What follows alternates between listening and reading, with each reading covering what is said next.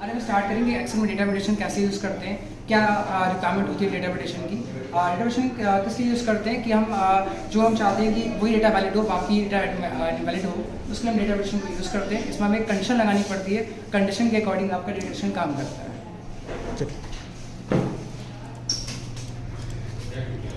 तो स्टार्ट करते हैं डेटा वेरिएशन कैसे स्टार्ट करेंगे हम लोग। तो सबसे पहले आपको करना क्या होगा, आप उस एरिया को सिलेक्ट करेंगे जिस एरिया में आपको डेटा वेरिएशन लगाना है। तो जैसे मान लीजिए हमने ई कॉलम में डेटा वेरिएशन लगाना है, तो ई कॉलम को सिलेक्ट कर लेते हैं, फिर डेटा वेरिएशन पे जाएंगे और यहाँ पे आप सेटिंग्स पे देखेंगे तो बाय डिफॉल्ट यहाँ पे अलाउ में एनी वैल्यू, यानी आप कोई वैल्यू दे सकते हो अभी, लेकिन हम यहाँ पर सेट करेंगे होल नंबर। होल नंबर मतलब एक तरीके से इंटीजर वैल्यूज, उस पर हम वेरिएशन लगाएंगे। यहाँ पे डेटा में भी कैसी कंडीशन दे रही है, between, not between, equal to, not equal to, greater than, less than, greater than equal to और less than equal to.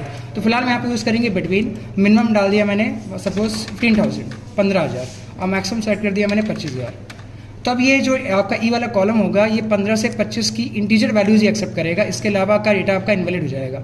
Okay करते हैं, चेक करते हैं एक बार कि इनवैलिड होगा कि नहीं होगा। हमने राइट किया 12,000, तो ये आपका वैलिडेशन के बाहर है, तो आपको दिखा रहा है मैसेज द वैल्यू यार एंटर इज नॉट वैलिड।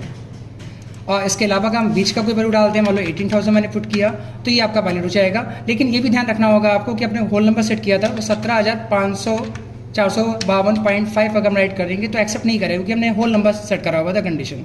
इसके बाद हम लोग दूसरा वेरिएशन देखते हैं। पहली कैटेगरी थी हम लोग का होल नंबर में बिटवीन। इसी प्रकार अगर हम लगाना चाहें यहाँ से होल नंबर में लगा सकते हैं बिटवीन के अलावा नॉट बिटवीन। नॉट बिटवीन का मतलब हो जाएगा कि अगर मान लो हम यहाँ पे राइट करते हैं मिनिमम में 10,000 और मैक्सिमम राइट करते हैं मान लीजिए 20,000, तो यानी कि आपका ये 10 से 20 का डेटा एक्सेप्ट नहीं करेगा, बाकी सभी डेटा एक्सेप्ट करेगा।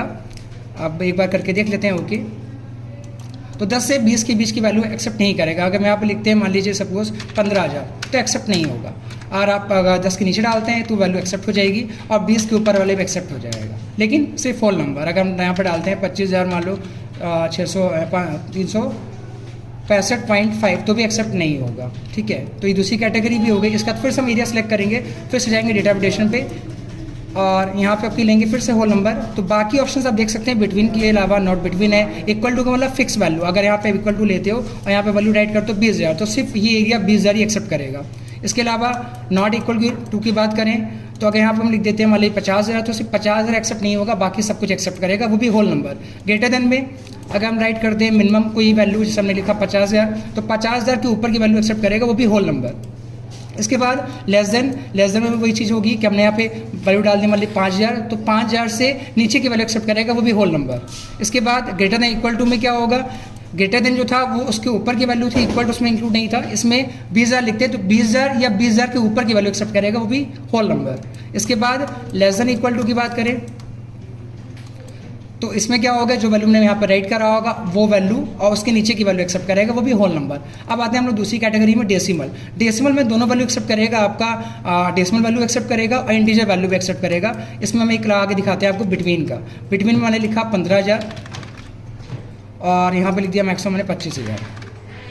ओके करेंगे तो यहाँ पर अगर हम राइट करते हैं मान लीजिए 16,532, तो आपको लगेगा सेम है होल नंबर की तरीके आपका डेसिमल भी काम कर रहा है, लेकिन ऐसा नहीं है। अगर यहाँ पे आप राइट करते हो 18,452.5 तो एक्सेप्ट कर लेगा, यानी दोनों पे चलेगा, होल नंबर पे भी चलेगा और डेसिमल वैल्यू पे भी चलेगा आपका डेसिमल वाला ऑप्शन। इसके बाद उसमें भी सेम कैटेगरी दिखाएगा आपको, डेसिमल में भी between, not between, equal to, not equal to, greater than, less than, greater than equal to, less than equal to. इसके बाद आते हैं हम लोग डेसिमल के बाद लिस्ट में।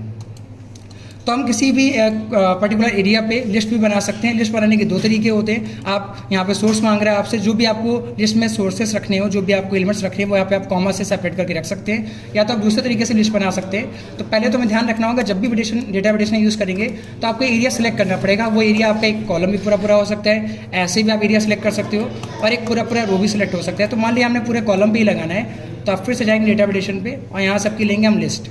लिस्ट में जो भी आपको आइटम रखना है वो आप सोर्स में लिख देंगे। जैसे हमें चाहिए मान लो लक्स, वीवो, कुछ भी हमने ऐसे डाल दिया, वीवो सपोज हमने ओप्पो डाल दिया, Oppo comma Vivo comma Samsung comma MI, तो आपका लिस्ट आइटम यही बन जाएंगे। इसके अलावा का डेटा आप इनवैलिड होगा आपके लिए। आप ओके करेंगे, अब लिस्ट आपकी बन गई होगी। ये देखिए लिस्ट आपकी बन चुकी है। यहाँ पर जो भाई आइटम आप लिस्ट से उठाएंगे वही से एक्सेप्ट करेगा। इसके अलावा आप कुछ भी अगर डालना चाहते हैं दूसरी वैल्यू, जैसे हम डाला मान लो नोकिया, तो नोकिया शायद लिस्ट में नहीं था तो नोकिया एक्सेप्ट नहीं करेगा। तो ये होता है लिस्ट। अब लिस्ट बनाने का दूसरा तरीका भी है, जैसे मेरे पास आइटम्स बहुत सारे हैं लिस्ट में, तो आप उन आइटम्स को पहले बाहर कहीं लिख लीजिए। जैसे हमने लिख दिया मान लो वोलक्स, वीवो, ओप्पो, MI, सैमसंग। अब ये आपको आइटम रखने हैं लिस्ट में, तो आप एरिया सेलेक्ट कर लेंगे। जैसे एरिया में आपको डेटा वर्जन चाहिए, डेटा वर्जन में क्लिक कर लेंगे और यहाँ पे जाएंगे लिस्ट पे। लिस्ट में आपको सोर्स दे देंगे जो हमने राइट करा हुआ है अलग से, तो सोर्स हम ये सिलेक्ट कर लेंगे और इसके बाद हम ओके कर देंगे। तो आपका लिस्ट बन चुका है इस एरिया में। ये पूरे कॉलम लिस्ट बना है क्योंकि मैंने पूरा कॉलम सेलेक्ट करा हुआ था। आप यहीं से वैल्यू उठा पाएंगे। इसके अलावा कि कोई वैल्यू एक्सेप्ट नहीं होगा। अगर आप अपना नाम लिखना चाहें यहाँ पे संदीप, तो भी राइट नहीं होगा। तो ये हो गया आपका लिस्ट डेटा एडिशन में। इसके बाद आते हैं हम लोग लिस्ट के बाद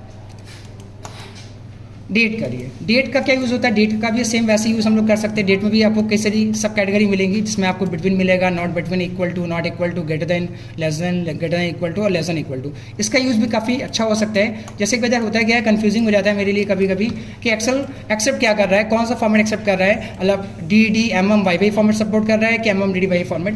तो वो फॉर्मेट हमें कन्फ्यूजिंग होता है। इसके लिए हम क्या कर देते हैं, वेरिएशन लगा देते हैं। मान लीजिए सपोज कोई कंपनी है, उसका हमने एक कॉलम बनाया हुआ डेट ऑफ ज्वाइनिंग का, और सपोज़ वो कंपनी जो है हायरिंग जो करती है कंपनी में, वो सिर्फ 1 अप्रैल से 30 जून तक करती है। तो हम चाहते हैं सिर्फ जो डेट ऑफ ज्वाइनिंग होगा वो 1 अप्रैल से 30 जून तक ही डेटा एक्सेप्ट करे। तो आप जाएंगे डेटा अपडेशन पे और यहाँ से ले लेंगे डेट वाला ऑप्शन और यहाँ पे बिटवीन ही रहने देंगे और यहाँ पे स्टार्ट डेट लेंगे। अब इसके लिए हमें देखना पड़ेगा आपके सिस्टम में कौन सा फॉर्मेट चल रहा है। तो यहाँ पर हम देखेंगे 12/10/2022, नहीं 10 दिसंबर 2022, यानी पहले यहाँ पर चल रहा है मंथ। तो यहाँ पर हम फॉर्मेट वही रखेंगे, पहले मंथ लेंगे।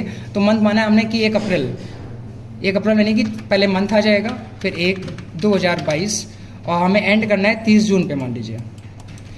तो जून होता है आपका जनवरी, फरवरी, मार्च, अप्रैल, मई, जून, 6 मंथ, 30/2022, ठीक है। अब ओके कर देंगे। तो इस एरिया में अब क्या होगा, डेट ऑफ ज्वाइनिंग वाले कॉलम में आप 1 अप्रैल से ही लेकर 30 जून तक ही डेट एक्सेप्ट करेगा। इसके अलावा कोई भी डेट एक्सेप्ट नहीं करेगा। ईयर भी सेम होना चाहिए और आपका जो हमने कंडीशन लगाई हुई मंथ और डे के लिए वो भी सेम होनी चाहिए। ओके करते हैं, देखते हैं यहाँ राइट करके क्या लिख पाएंगे हम। तो मैं यहाँ लिखा मान लीजिए 4/5/2022। तो देखिए एक्सेप्ट कर रहा है क्योंकि ये मान रहा है कि 4 आपने लिखा क्या, 5 अप्रैल 2022 लिखा हुआ है। अगर मान लीजिए लिखते हैं यहाँ पे मार्च 10/2022, तो एक्सेप्ट नहीं करेगा क्योंकि हमने एडिशन लगाया हुआ था 1 अप्रैल से लेकर 30 जून तक की। 30 जून की डेट अगर लिखते हैं तो एक्सेप्ट कर लेगा।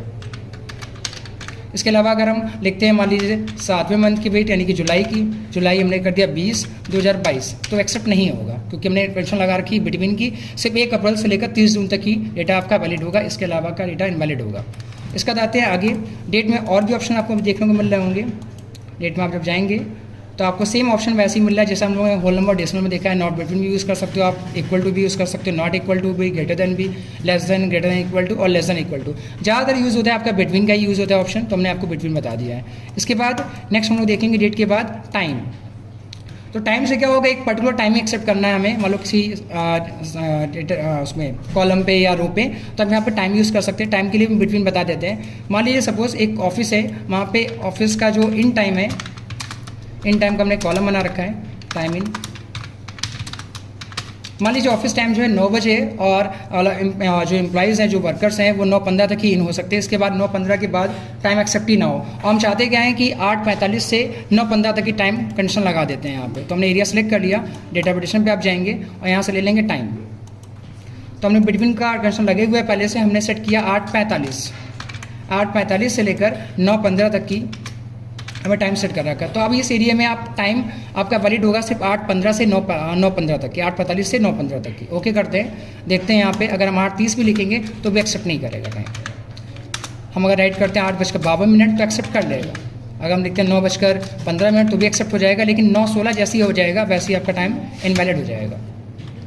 सेम टाइम के लिए भी कई सारी कंडीशन दी हुई हैं।